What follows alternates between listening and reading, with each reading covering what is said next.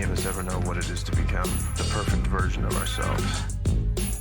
This is Decoding Superhuman with your host, Boomer Anderson.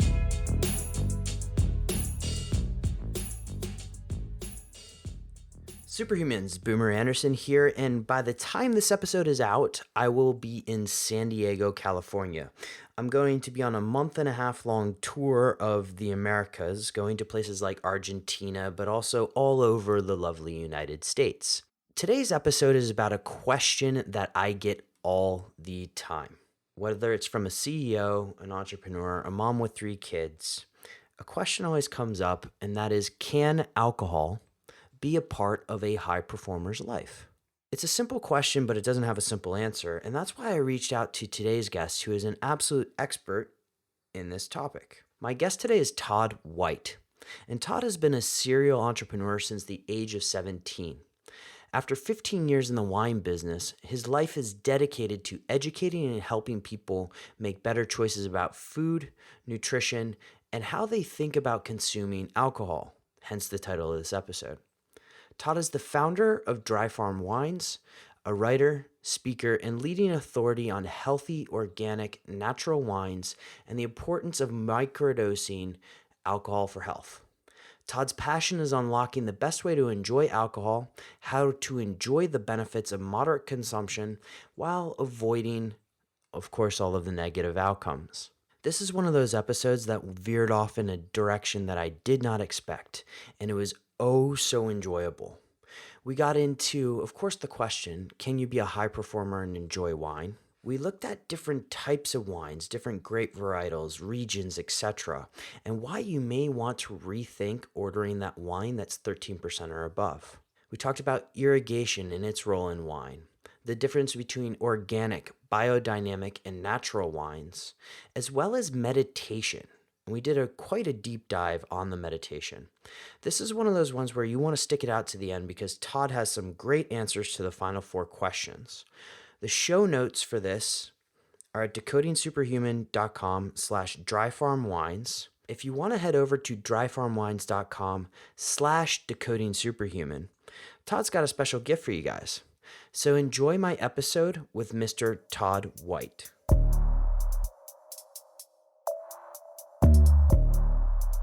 Todd, welcome to the show. Hey man, super happy to be here today. Got lots of stuff to talk about wine. Oh, I love the subject. This is great. All right. So a lot of the people listening here have jobs where they have to go out to dinner and do all these kind of crazy client entertainment things. I, at least in past life, had to do that a lot. I guess first question is, can wine actually be a part of a high performance life? It depends on the type of wine you're drinking. So it's very important to think about what you're drinking. But I think above that, when we look at 30,000 feet down, let's think about alcohol, right? So this is a really, really important thing. Look, alcohol is dangerous.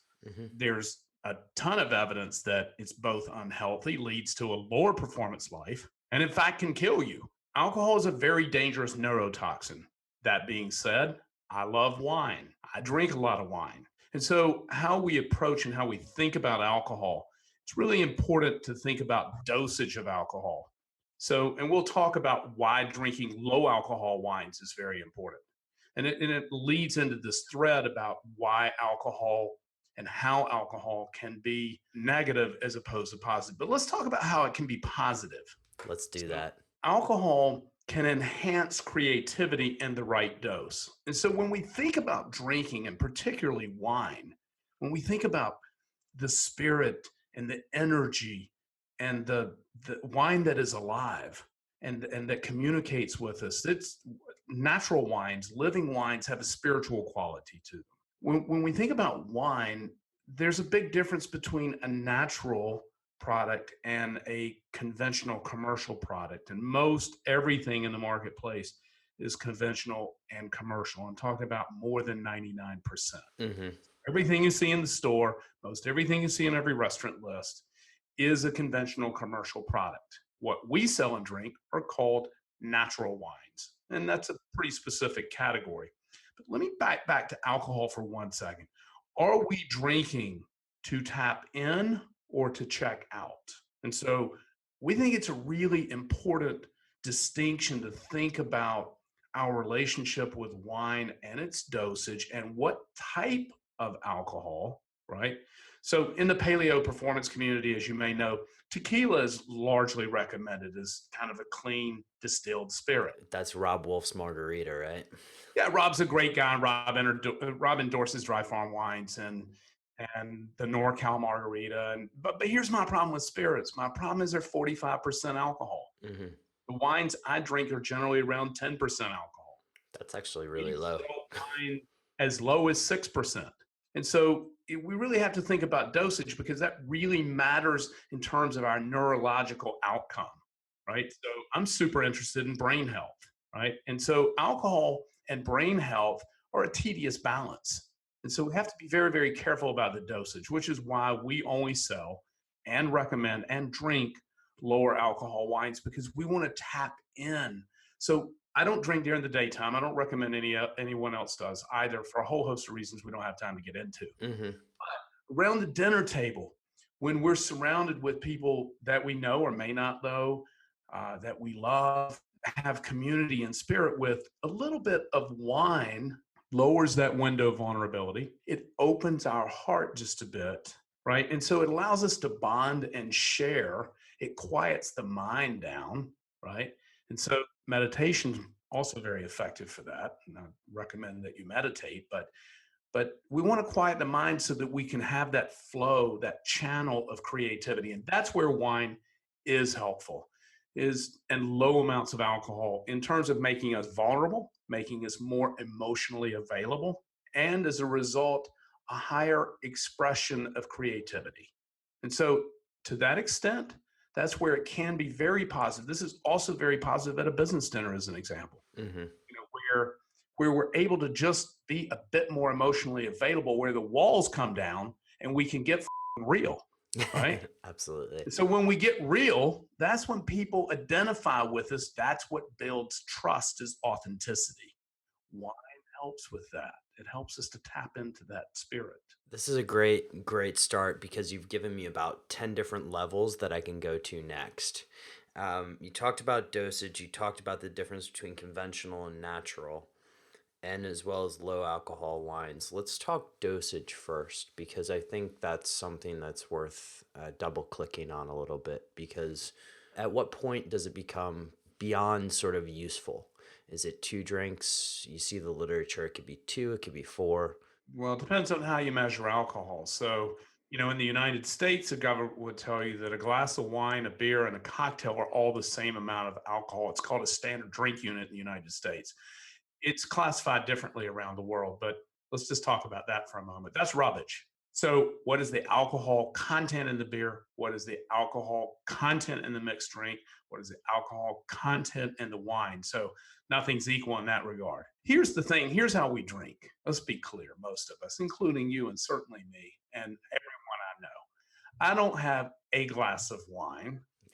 I have several. Now, here's the issue with that. Here's how I control dosage, is because I drink a wine with a lower underlying beginning alcohol. So wines in the United States are averaging nearly 15% alcohol by volume. The wines I drink generally are between 10 and 10.5%. That's a significant reduction in alcohol. And so, and I love drinking the lower alcohol wines, 6, 7, 8%. Now they taste different. They don't. Once you get below about 9.5%, 9.5%, it doesn't taste exactly like a fine wine that you would identify with as historically what wine tastes like. It becomes a lot more fresh. It becomes a lot more lean, just because it doesn't have alcohol in it. Alcohol carries a lot of weight in wine, which is why one of the reasons that alcohol levels have risen steadily in wines over the last 20 years. And a couple of other reasons, but alcohol makes wine big and bold, right? And rich. It's what Robert Parker wants, right? That's, of course, Robert Parker drinks, 3 or 4 Coca-Colas a day and is a type 2 diabetic and on 2 canes, weighs about 300 pounds, right? And so he has a very sweet palate. He has a very rich, dark palate. And this has affected many people around the globe, certainly Americans who have very deadened palates from eating too much sugar and too much processed food. And so they don't taste food in the same way we do, right? Because their palate has been deadened. And so for the alive palate, I actually want something that's lighter, cleaner, fresher. I don't want bolder, richer, bigger, right? I don't eat that way. I don't drink that way. And so for your high performance listeners who eat clean and who are focused on a nutritional outcome that really lends itself to whole, real, raw, wild food, right? Then these are the kinds of wines and the taste of wine that they would much more identify with when you remove the alcohol. So how you drink less? Well, for me, it's not by having fewer glasses. And I bet that's the case for you as well. It's not by having fewer glasses, it's by having less alcohol in the glass. And because this is just it's the nature of the beast. It's how we're creatures, we're hedonistic creatures of pleasure. I mean, we look, high performance is about stretching out more pleasure in life. I mean, it's not about deprivation, it's about elevation, right? Absolutely. I don't know anybody who's interested in high performance who doesn't like to have a great time and isn't a hedonist at heart, right? And so so let's get real, right? And let's think about how to drink and what to drink. I love it, and 100% agree. Like, everybody's a hedonist at heart. Now let's go into Not everybody, but high performance people. Not everybody, because all those sad people that are living in that dark, closed-in life of tedious monotony, they are not hedonists. They are simply sheep. You can't be a sheep and be a hedonist. Love it. Love it. Let's go back to conventional versus natural wines, because there's a lot we can talk about here on the toxin side, because we've seen things like the arsenic controversy and a few others. Do you mind just touching on the differences and sort of what is present in the everyday wines that makes people feel like crap? Well, there's a whole bunch of contributions, but let's just start at the beginning. In the United States, the FDA approves 76 additives for the use in winemaking. In the EU, it's 56. Now, your audience doesn't know anything about these poisonous and toxic additives because the wine industry in the United States, this is also true in Europe, but in the United States, Washington, D.C., and the wine industry are in bed together. And so the politicians have received tens of millions of dollars in lobby money in the United States to keep contents labeling off of wine. So wine is the only major food product without a contents label in the United States. No contents label in Europe either. Now, there's a reason for that, because if it had a contents label on it, it would look just like the rest of processed foods. When you look at their contents label, have a whole bunch of chemicals on there that you have no idea what it is, be rectangular, about an inch deep, with a whole bunch of things in there that you don't have any idea what it is. The wine industry does not want you to know that. What the wine industry wants you to believe is that this is a fermented grape juice product, that this is just a natural whole product. That, in fact, is not true. And so there are many toxins and additives. They range from color agents, the most popular one's called Mega Purple, to very, very toxic chemicals used to treat bacteria that can occur, what were known as faults in wine. And anytime you make wine in large quantities, you must use these additives. What natural wines are additive free. So let's talk about what the difference is between all the wines in your store and a natural wine. Less than 0.1% of wines in the world are natural. It's a very specific farming and wine growing protocol. There's no wine making because there's nothing that happens in the cellar other than a fermentation. That's not true for conventional wines. Again, there's a lot of processes and additives that go into conventional wines. But in a natural wine, it's always organic or biodynamically grown. In our case, and almost all wines in Europe are dry farmed. That means there's no irrigation. This is very important. Over 99% of US vineyards are irrigated. This is not the case in Europe, so it's a little bit different there. We only sell European wines. We don't, there are no wines grown in the United States that meet our criteria. And one of those criteria is dry farming. We don't allow irrigation on any of our grapes. Do you mind if I ask a question on that? Why is irrigation an issue?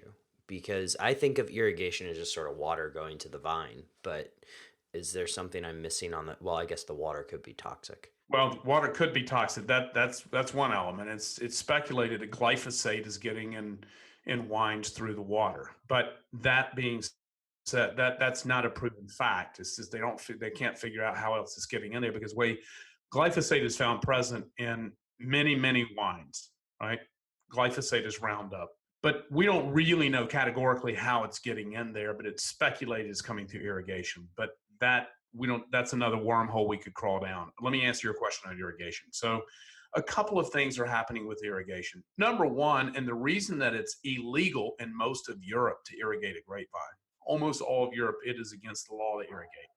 And the reason that it's illegal is because irrigation affects the underlying character and quality of the fruit, first of all. But from a health perspective, it also significantly dilutes the polyphenols, flavonoids, and antioxidants that are contained in the grapeberry.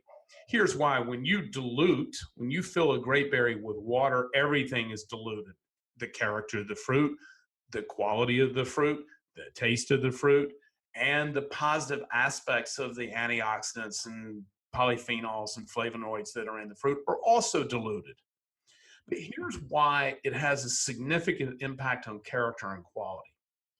An irrigated grapevine has a root ball of about 2 or 3 feet wide and about 3 feet, it's about 3 feet in diameter, 2 to 3 feet in diameter. Because the roots have no need for structure because they get all of their water and nutrient from this little drip hose just above the trunk. An unirrigated grapevine at maturity can have roots that stretch 30 or 40 feet or 10 meters, 10 to 15 meters deep, as this vine struggles to find water and nutrient. These little capillary hair-like roots are just breaking tiny parts of soil and stone apart, looking for minerals and nutrient and water. And this vine is struggling every single day to survive and to produce this amazing fruit. It's also struggling against its neighbor, which is why grapevines are planted close to each other. That struggle, just like with you and I, resistance creates power. In the plant, the same deal.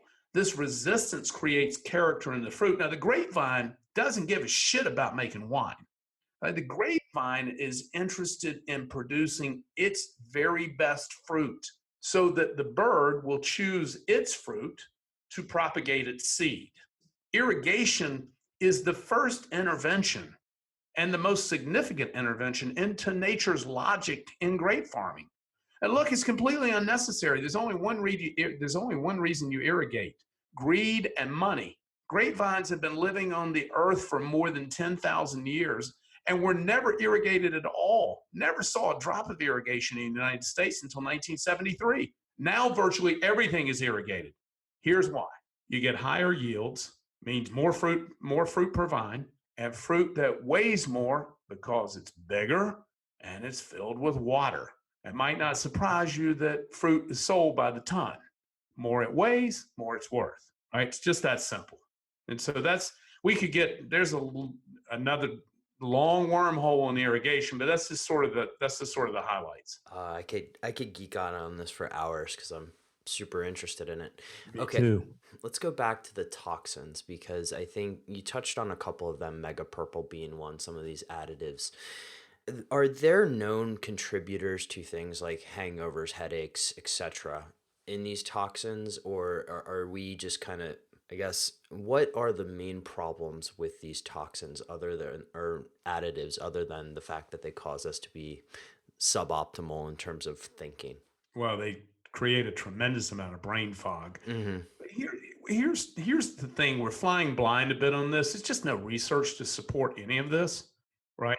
No control groups, no research. Here's what we know, and this is anecdotally largely, but much of biohacking is. Here's what we know: to feel is to understand, and we know that when we drink natural wines that are clean and lower alcohol, we feel differently. This is this is not my opinion. Our business has grown 50,000% in 3 years. I mean, we have hundreds of thousands of people who drink. This is real. When you drink these wines, you feel better. There's no hangover. You could get a hangover if you drink an awful lot of it. I mean, a lot, bottles and bottles, 3 to 5 bottles. But if you drink a bottle and a half, you will experience zero hangover. I do it every day. I can Right? I can attest to that one too. And so if you drink a bottle of conventional wine at 14% alcohol, you will get a hangover. You will get a headache during the process of drinking it. But there's a whole lot of contributors. So we've got additives. We've also got very high biogenetic amines. The two primary offenders are tyramine and histamine. Huge offenders in commercial wines. Because of the way the wines are made, you get elevated levels of these bioamines. And so it's a matter, it's the way the wines are made and extended macerations on the skin, which really leads to a very dark wine. See, consumers believe the darker a red wine is, the higher quality it is, which is the reason that you oftentimes have these color agents being added. There's absolutely no truth to that. In fact, I would tell you just the opposite, that the lighter and cleaner a red wine is, the better it tastes, the more friendly it is with food. But again, we're back to this bold, rich, bigger, better kind of deal. Then you mentioned earlier Robert Parker. Robert Parker was the most influential wine writer and critic of our lifetime, of the last 100 years.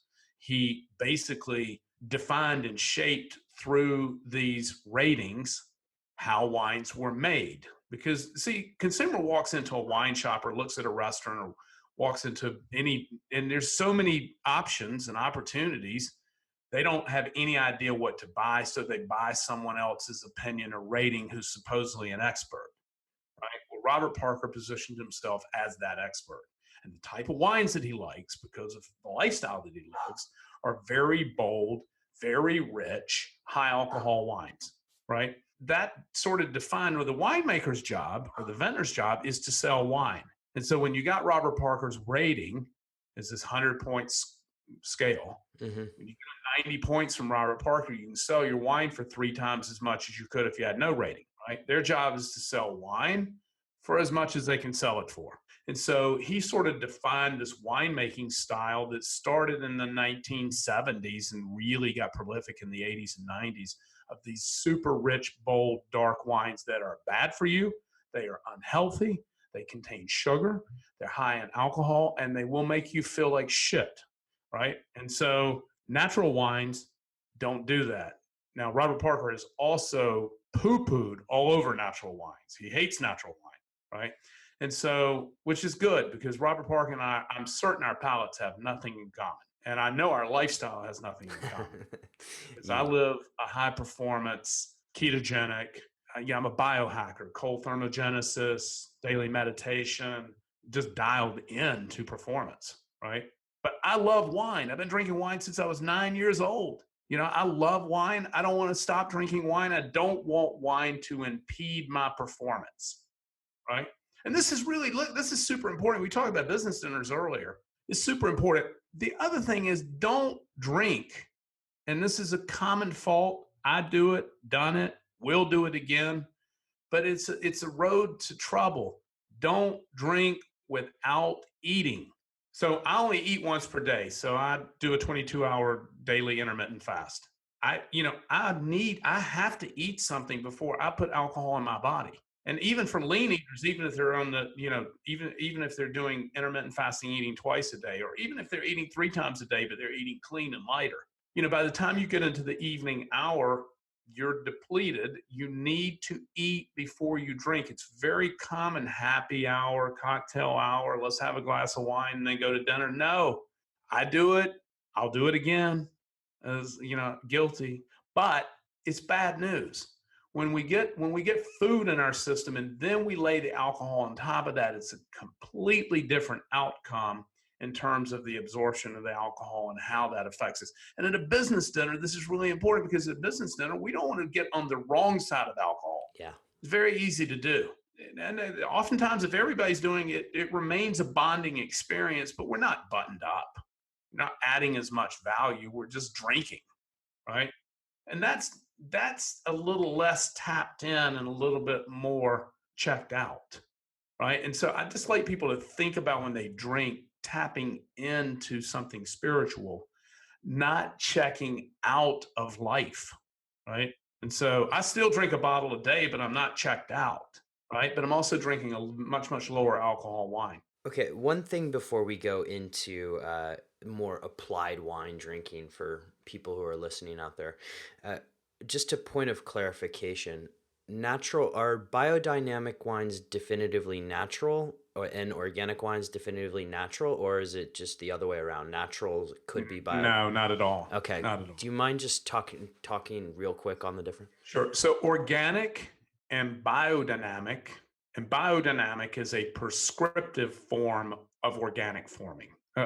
Organic farming. So all biodynamic farming is organic. It's just a step up with some additional organic prescriptions, and also lunar cycle farming and There's like harvesting. the horse horn, or there's Yeah, you can read all about yeah. it online. But so all natural wines are organic or biodynamic. However, all organic and biodynamic wines are not natural. And this is very confusing to the consumer.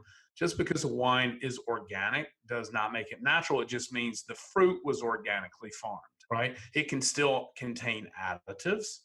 It can still contain processes, technical processes that we believe are unhealthy, that alter and change real wine into this not wine but wine thing, right? But so organic and biodynamic only describes farming practices, right? And there's no official category for natural wine. So those of us in the natural wine movement know what natural wines mean, but there's no international category for it. So, but you're in Amsterdam, so the most famous natural wine bar in Amsterdam is called Glue Glue. There's a app. Down in De Pipe. Yeah, yeah. There's an iPhone and Android app called Raisin, and Raisin is the best sort of international guide to natural wine retailers, bars, and restaurants. It's much more actively used in Europe than the US. Natural wines are more prevalent in Europe than the US, but you can do an internet search for natural wine bars, natural wine restaurants, natural wine retailers. You'll find them prolific in many markets, particularly in Europe: Amsterdam, Paris, London, Berlin. So in bigger markets, you'll find some decent selection of natural wines. In the U.S., it's going to be pretty much restricted to New York, Chicago, San Francisco, Big cities. Los Angeles, maybe a little in D.C. So you're there. It's just not as prevalent in the U.S. But so you can use Raisin or do an internet search to find natural wines. But natural wines, there are only about 1,000 natural wine growers in the world. Most of them are in Europe. We work with 4 farmers in South Africa and 2 in Chile, but almost all of them are in Europe. The movement, the natural wine revolution, really started in France. And so it's from a practical point of view, that it's difficult to find natural wines in some restaurants. Farm to table, there are many restaurants in Amsterdam that certainly have natural wines on their list, so you can ask the som, or ask the wine director if they have natural wines. For me, it's way past natural wine, so I'm also looking for low alcohol. So not all natural wines are low alcohol. Natural wines tend to be lower in alcohol than conventional wines.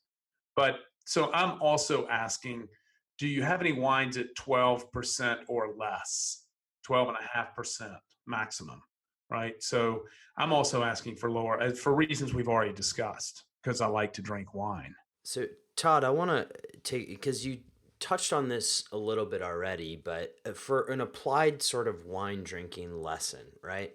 Say a businessman goes to a dinner and he doesn't have control over what restaurant he's going to. You mentioned you're looking for lower alcohol wines. maybe if they have a natural wine list that helps. But what sort of grape varietals, what sort of regions should people be looking for if they want to select something that's not going to make them feel like junk the next day? It's a very tough question because there's not a great answer to it. Even I struggle with it. Is typically I'm going to look at a couple of different varietals or wine growing regions. The most popular one on any wine list, where you're likely to find, there are two. They're both in France, the Loire Valley. If it's a sophisticated list, you might find Jura, but Beaujolais or Gamay is generally my go-to great, go-to lower alcohol wine. If Pinot Noirs from Germany, the Pinot Noirs from France, from Burgundy, are typically, most of them industrial farmed. I love Pinot Noir, but most of them are industrial farmed and most of them are higher in alcohol than I want. There are very few low alcohol Burgundies, and most of the Pinot Noirs on the wine list around the world, except in the United States, where they're going to be from California, which is a no-go. But in Europe, or where you have sophisticated wine lists, most Pinot Noirs are going to be from Burgundy because that's just the exalted region for Pinots. Pinot Noirs from Germany are my favorite Pinots in the world. They're also very often natural and very often lower alcohol. Spatenbunger is the name of the grape there, but it's Pinot Noir. Anyway, but Gamay is always a go-to. So I stay in central France where it's cool and wet, because that leads, the coolness and the wetness leads to lower sugars in the grape, which means lower alcohol at the time of fermentation. So what's going to determine the amount of alcohol in the wine is the amount of sugar that's in the fruit at the time that it's picked. So if you're choosing wines from cooler regions or wetter regions, then you're going to get lower sugar typically. You're going to get lower sugar in the grape, which means you're going to have lower alcohol at the finish of the fermentation. Okay, you mentioned France, you mentioned Germany. Are New World wines just not going to work for this? Or places like Oregon, maybe a little cooler, but Chile, South Africa? Yeah, it's just, so it's quite warm in South Africa, but there are natural wines there and lower alcohol. It depends on the winemaking style and the grower's style at picking. But this problem with the New World in Oregon or California, there's some dry farm wines and some non-irrigated fruit in California, not much, a little bit in Oregon. There's some natural winemakers in Oregon, natural winemakers in California. The problem is, for us, they don't meet our criteria. Mm-hmm. Our criteria is 6 or 8 very important items to us that are beyond the scope of just being natural. And so it includes non-irrigation, which is less than 1% of US vineyards. Lower alcohol. There's almost no low alcohol wines made in the United States. Price point, very big deal. We don't sell any wine over $22 at retail. And so US wines are just more expensive because land prices here are more expensive. Sulfur, and the use of sulfur dioxide, which we place a very strict limit. Sulfites are naturally occurring in all wines, or any fermented product contains sulfites. The question is whether or not additional sulfur dioxide is being added, and when and how much. So we do lab tests. At Dry Farm Wines, we do independent lab tests on every wine. So we want to make sure it's sugar-free because we're ketogenic. So Todd, this is a very good point, because I want to talk about your process, because I find it fascinating to get into these things.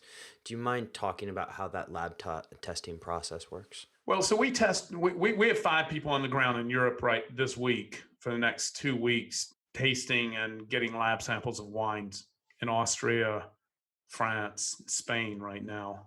So here's what happens is that, so we know who the natural wine farmers are. I mean, they're kind of loosely knitted, collected. They hold fairs together. We know who they are. So we tour their farms. We know their farming practices. So, but this is a matter of pride among these activist farmers, right? They're just like hippie activists. They're not making any money. You can't make any money selling natural wine or growing it, because you can't make it in very large quantities without the use of chemical controls, or these bacteria get out of hand. So these are small activist farmers, right? We know who they are.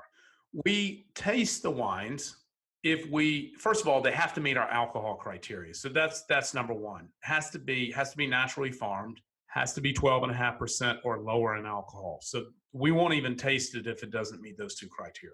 Then we taste the wine. If we like the aesthetic, and mind you, we reject more than 50% of wines on taste. If we like the aesthetic or the taste, then we'll take a lab sample, whether that's stateside here if they've sent us a sample or if we're in Europe. We take a lab sample, send a test tube, and then we send it to a certified enologist in the Napa Valley, and we have 2 labs in Europe, who then perform a series of tests in the lab on this wine sample, and then they send us a report. And we're looking for a lot of things: toxins, molds, like ochratoxin A and mycotoxins. We're looking for pesticide. We're looking for alcohol. We're looking for sugar. We're looking for sulfites. We're looking for a number of criteria. About another 50%, 40%, between 40 and 50% of wines don't meet our lab criteria, right? For one reason or another. It's typically high in sugar, sulfites, or alcohol. Those are the 3 main offenders. What's the threshold you guys use on sugar? Is it Less than 1 gram per liter, wow? which is statistically sugar-free at the serving level, right? It's not even enough to measure in a glass, right? And so to give you a reference point, Coca-Cola has 130 grams per liter, right? So a liter is actually, as you know, larger than a single bottle of wine. Single bottle of wine is 750 milliliters. And so this is less than 1 gram. And most of these wines test out 0.1, 0.2, 0.3 tenths of 1 gram per liter. It's just, they're sugar-free. We won't accept anything over 0.9. We won't accept a gram or more per liter. And still, that's pretty sugar-free. But for us, sugar is just a no-go. Sugar is just something we're rabidly against. And fortunately, there are enough wines that meet our criteria that we can supply our business with, right? So it's not uncommon. Dry wines, people say dry is like low sugar. Well, dry wines categorically can have up to 3.5 grams per liter. I just won't drink those wines, right? So just because a wine is, quote, dry, or, in Germany, they call it trocken. So just because it's dry doesn't mean it's sugar-free. It means that it contains less than 3.5 grams per liter, right? And I can feel, if I drink a wine with 2 or 3 grams, I can feel it. I mean, I'm very sensitive to sugar. I've been sugar-free for a long time. And so I can feel it. Even I can't taste it always. Here's the thing, and the reason the lab testing for sugar is very important. You can't always taste sugar in wine. Now, you can if it's a dessert wine or some crazy sweet wine, but I'm talking about dry red wines. You can't always taste the sugar, right? Because it's hidden by the acidity and the alcohol. You just can't taste it until it gets to, you could taste it at 15, 20 grams per liter for sure. But at 5 grams, you can't taste it. I can taste it. I can feel it sometimes in my head, but I can't taste it. So that's sort of our process. And then once all of that happens, then we buy the wine if in fact, it meets our aesthetic and all of our lab criteria. This is incredible and great process. Less than 1 gram per liter. That's pretty easy to stay in ketosis. That's for sure. We're also, listen, this is not marketing spin. We started this company to scratch our own itch because I wanted to drink, stay in ketosis, and and conventional wines are making me feel like shit. So it's like at first I thought it was just the alcohol. The alcohol was too high, and that is part of the problem. But that wasn't the big part of the problem. It was everything else that was going on in wine I didn't know about. So, and again, no research to really support this. So, but it's not marketing spin. Like, we drink the same wine we sell, right? I mean, like, I can't drink commercial wine. I can't drink conventional wine. I won't drink. I would rather not drink than to drink it, right? Just because how it's going to make me feel. It's very important. There's a lot of claims in the health business. A lot of people out there this is not marketing spin. When you drink this wine, not just my wine, go to any natural wine bar. When you drink natural wine and pay attention to the alcohol level, you're going to have a completely different outcome in almost all cases. In our wine, again, it goes this lab testing. It's extra quantifications because we're extreme biohackers, and so that's just who we are. But basically, most natural wines paying attention to the alcohol, most natural wines are going to behave the same, are going to cause you to feel the same way. Todd, before I get into the final questions, I just want, if people wanted to read more about this, maybe if you can passport back to when you started this company and sort of started doing your research on these toxins, what would you point them to? Because this is a fascinating subject, but a lot of people, like you said, there's not a ton of published research on it. Where would you point them to if they wanted to read more? Well, I mean, you can just do an internet search for FDA wine approved additives. There's plenty of posts there. Our website contains a tremendous amount of data, research, and blog posts, and as much information. We probably, in our resources section, probably have as much information as anywhere. I've done over 100 podcasts on the topic. There's a ton of data out there on our website, and that's at dryfarmwines.com. You can find it there. But again, just natural wine search online. It's not a lot out there. It's a fairly new vertical. We're the largest buyer and seller of natural wines in the world. And so we know the space very well. There's just not a tremendous amount of data, but you can search natural wines, wine additives, anything like that. Everything I've told you here today will be easily verifiable online. The additives, the dangers of the additives, the chemicals, the toxins. It's just not a lot of tremendous amount of research, but nutritionally speaking, look, there's not great nutritional research on any topic because we just don't have, except for maybe fasting, right? And some keto stuff. But in terms of general nutrition, we just don't have control group studies.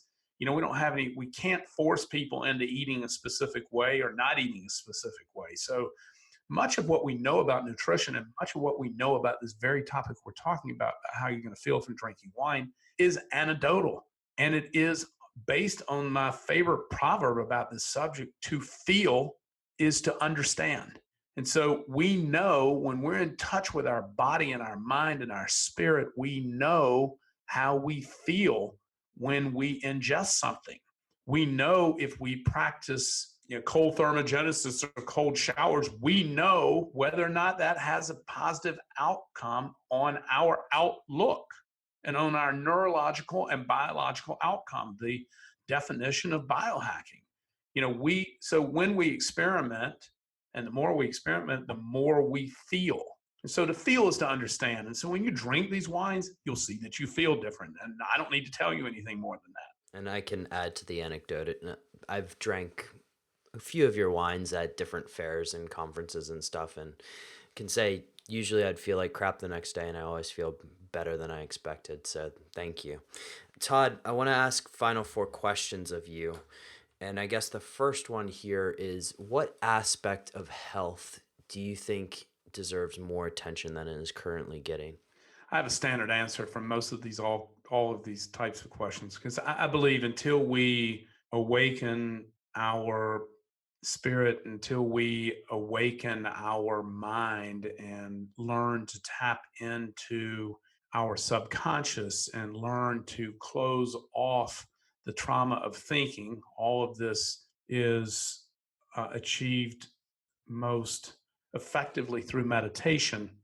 So I think the healthiest practice any adult can have is a regular meditation practice that allows us to have higher awareness and lift our consciousness. And from that, many, many positive and great things flow. But I guess if it were a nutritional or a performance question outside of meditation, which is going to be generally my answer to everything, until we get control of our mind, until we get control of our spirit, many things are going to be misaligned.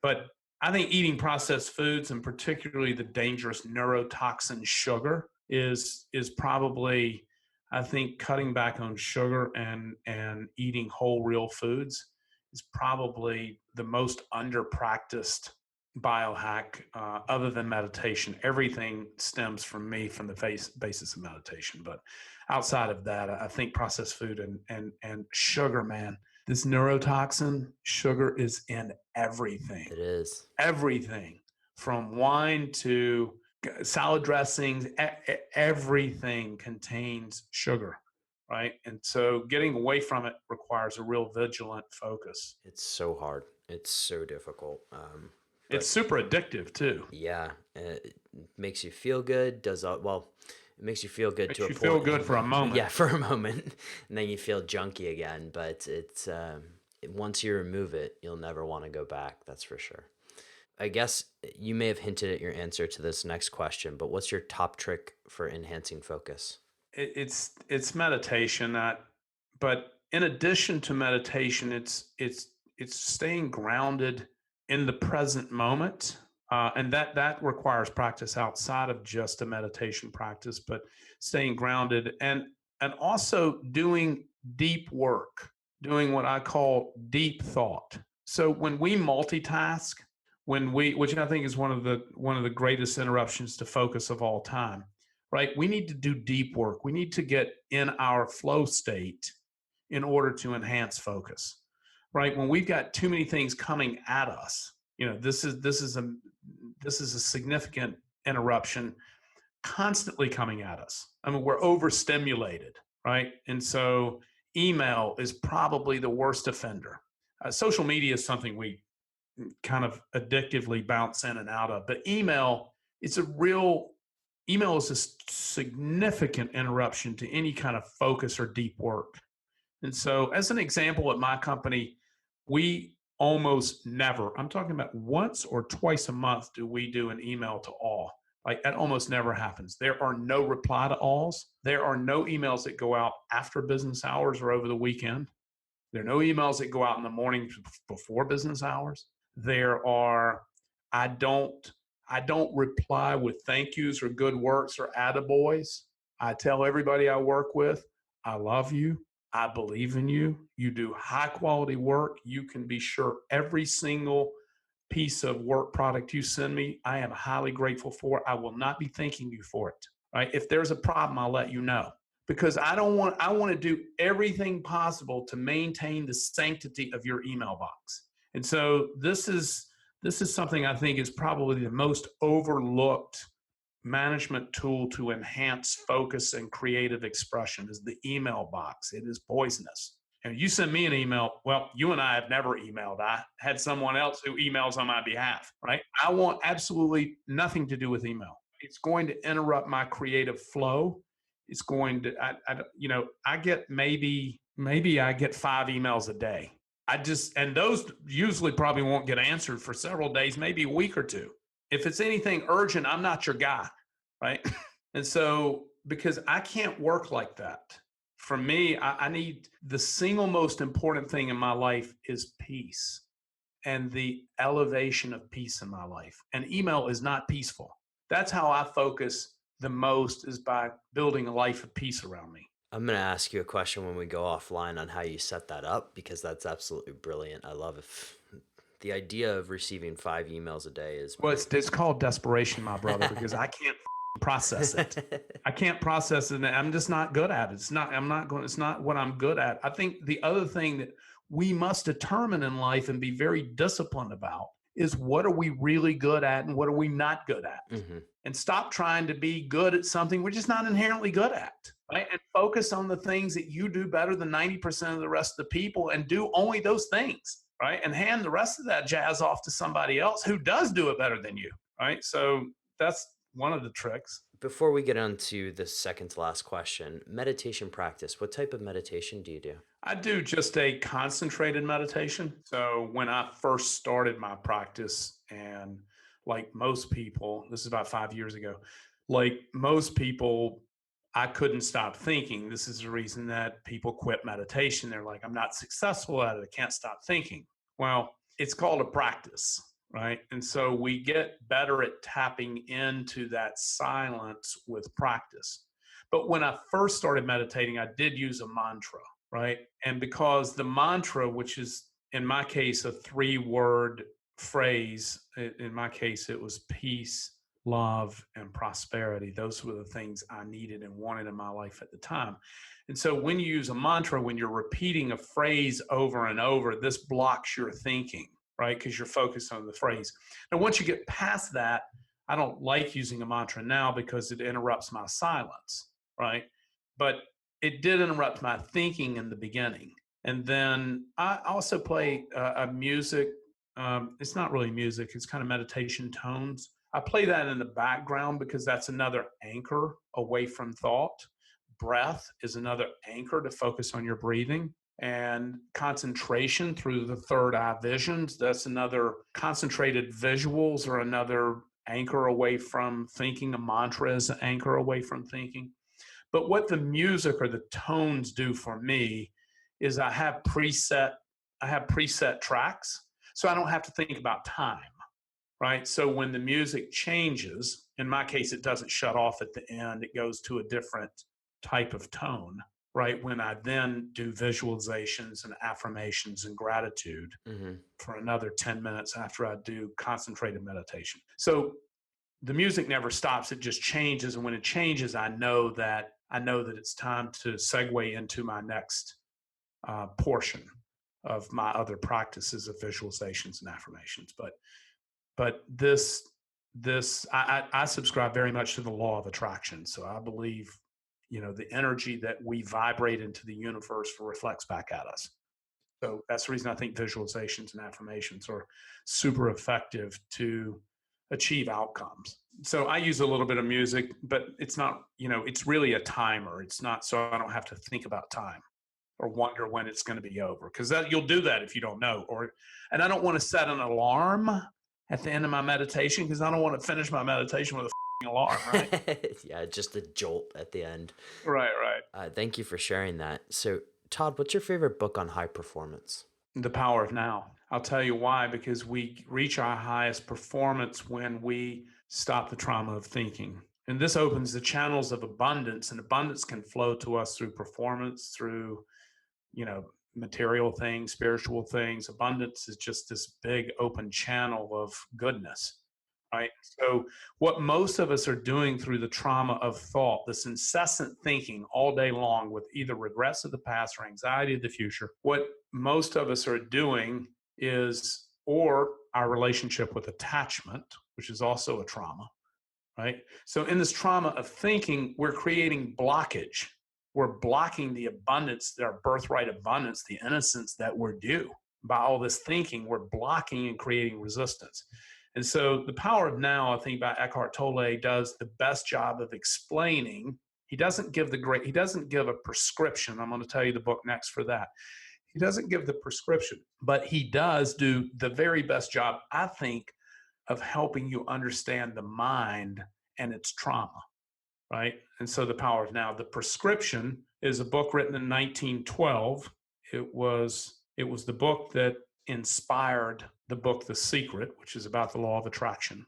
But before that, in 1912, a correspondence course, a 24-week correspondence course, was written by a gentleman named Charles Hannell. It's called the Master Key System. It is a 24-week. Today it would be on the internet, but at the time it was delivered through the Postal Service in the United States. And you would get one course per week for 24 weeks. And so it's not a book. This is one of the beautiful things about it. It's a prescriptive set of instructions about understanding how to apply the mind and spirit to the outcome through vibrations and like energies into the universe. It's an extraordinary book. So if I wanted to, I just recommended it a few months ago to Ben Greenfield, who is a friend and is super high performance, and changed his life. He's got his kids going through it. It's just like, it's so old. People, the Stoics had it figured out 2,000 years ago. Seneca said, "He who worries most worries before it is necessary." Worry is a form of mental trauma. And so this is nothing new. I just happen to like the fact that this correspondence course is really a series of lessons, very short lessons, typically 25 lessons per section. It's not a book. And so it's very, very prescriptive. This is great, Todd. Thank you so much for sharing that. Where can people find out more about you and Dry Farm Wines for that matter? Well, we're Dry Farm Wines on all social media. And our website contains about everything you'd want to know about natural wine and about us and about our ethos, how we exist to help other people live a healthier, better life through a natural approach and meditation and spreading love, just being more available emotionally and opening our heart to spread more love and to rise to help the rising tide of consciousness around the world. And so for us, it's, wine is our business, but helping people think about love and living in a more peaceful way, which ultimately leads to higher performance, right? Because it's the trauma, it's the lack of peace that compresses our performance. It's the trauma and drama in our life that compresses performance. We're going to perform at our very best in every way possible when we are clear, present, aware, and peaceful. And in that place, we can find the highest performance of any kind that we want, whether that's an athlete who wants to reach flow state. Tiger Woods can't, we know Tiger Woods' story, the burn down, the meltdown. That wasn't about he became a less better golfer. He became traumatized by his drama in his life. And so we want to reach any kind of performance. It's about finding that peaceful center. Meditation is the most effective way to get there, in my opinion. Todd, thank you so much for taking the time today. Guys, the show notes for this one are at decodingsuperhuman.com/dryfarmwines.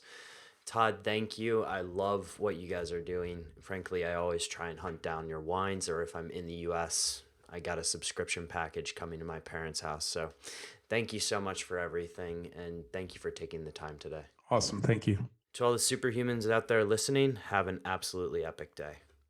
Superhumans, before you go, can I ask 2 favors? Did you enjoy that episode?